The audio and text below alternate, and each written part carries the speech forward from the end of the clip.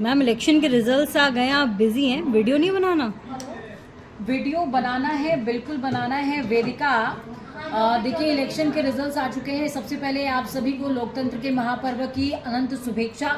हालांकि ये समाप्ति की घोषणा है और एक बार फिर से आगाज 5 सालों के बाद होगा, लेकिन वीडियो की शुरुआत करूं उससे पहले चुनाव आयोग को बहुत बधाई निष्पक्षता से चुनाव कराने के लिए, क्योंकि हम सभी जानते हैं कि 125 करोड़ की आबादी के बीच इलेक्शन कराना अपने आप में बड़ा टास्क है।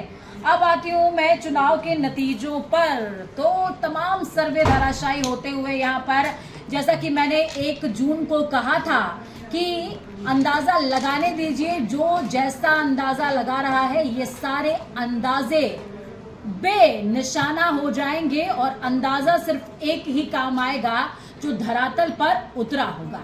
3 आम चुनाव मैंने कवर किए हैं, 7 के करीब विधानसभा चुनाव और इस लोकसभा चुनाव को मिला लीजिए तो 4 आम चुनाव मेरे हो गए हैं। और जो मैंने प्रेडिक्शन किया था उसके आसपास का आंकड़ा है। इस बात की थोड़ी सी खुशी है, लेकिन हाँ हंग असेंबली मिली है इस बार। जैसा कि मैंने आशंका जताई थी, हंग असेंबली मिली है, उस बात का दुख भी है। एक बार आंकड़ा मैं आप सभी के सामने जाहिर कर देती हूँ। ये लमसम का आंकड़ा है, क्योंकि मैं जिस समय ये वीडियो बना रही हूँ ये उस समय का आंकड़ा है, लेकिन उससे 1-2 सीटें आगे पीछे मामला हो सकता है। एनडीए के हिस्से में 290 मैंने प्रेडिक्शन किया था कि एनडीए के हिस्से में 270 से 300 के बीच में सीटें जा सकती हैं, और जिनमें से बीजेपी के हिस्से में 239 सीटें गई हैं। मैंने कहा था कि 250 या 240 के करीब बीजेपी होल्ड करेगी। आईएनडीआईए के हिस्से में गई हैं 233 सीटें। एक बार फिर से मैं वीडियो का लिंक कमेंट बॉक्स में डालूंगी, आप उसको देखिएगा।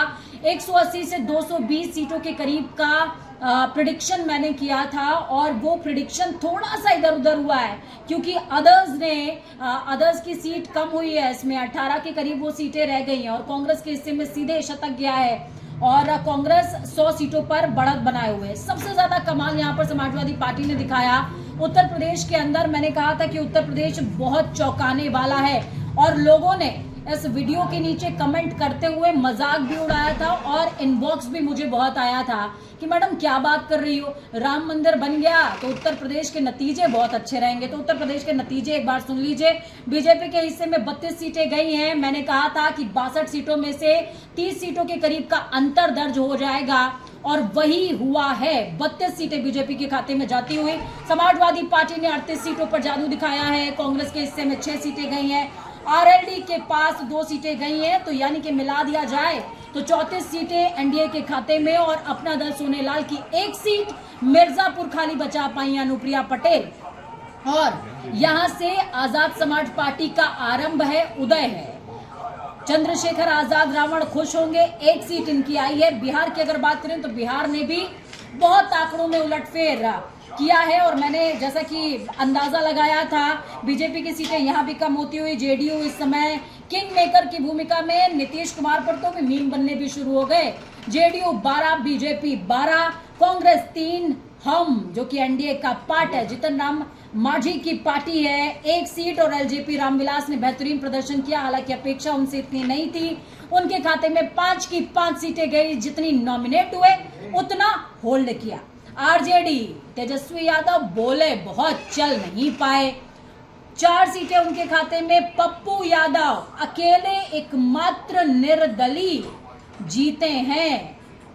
दिल्ली आइए, दिल्ली में क्लीन स्वीप हो गया। हालांकि मैंने आशंका जताई थी कि 2 सीटों में खेल हो सकता है। पंजाब आइए, पंजाब में बीजेपी के हिस्से में कुछ भी नहीं आया है, जबकि बीजेपी ने बहुत सारे सीटों पर कैंडिडेट्स को इधर उधर करवाया। कई सारे कैंडिडेट्स ने पार्टी तक ज्वाइन करी, लेकिन उसके बावजूद भी देखिए कांग्रेस के हिस्से में 7 सीटें गई हैं। और अगर शिरोमणि अकाली दल की बात की जाए तो 1 सीट, इंडिपेंडेंट 2 सीट, और आम आदमी पार्टी के खाते में 3 सीट, यानी कि आईएनडीआईए गठबंधन को अगर मिला दें तो पंजाब में 10 सीटें करीब। वेस्ट बंगाल में टीएमसी की सीटें थोड़ी सी बढ़ती हुई, 29 सीटें, बीजेपी 12, कांग्रेस से, और हरियाणा जैसे कि आशंका मैंने जताई थी 6-4, वीडियो दोबारा देखिएगा, 6-4 या 5-5 का आंकड़ा रह सकता है, कोड किया था मैंने, और 5-5 का आंकड़ा है। गुजरात के अंदर 25 से, सूरत को भी मिला लीजिए तो 25-2 हो जाता या 24-2 हो जाता, लेकिन सूरत में चूंकि कांग्रेस के कैंडिडेट का टिकट रद्द ही कर दिया गया और उसका पर्चा ही रद्द कर दिया गया, तो फिलहाल कांग्रेस एक सीट पर। महाराष्ट्र में बहुत बड़ा खेल हुआ है। महाराष्ट्र में बीजेपी 10 और शिवसेना यूबीटी यानी कि उद्धव ठाकरे की जो पार्टी है 9 सीटें और शिवसेना एक शिंदे गुट को 7 सीटें मिली हैं। कांग्रेस को 13, एनसीपी 7 और एनसीपी जिसने दावा किया था कि वो सच है उनको 1 सीट मिली है।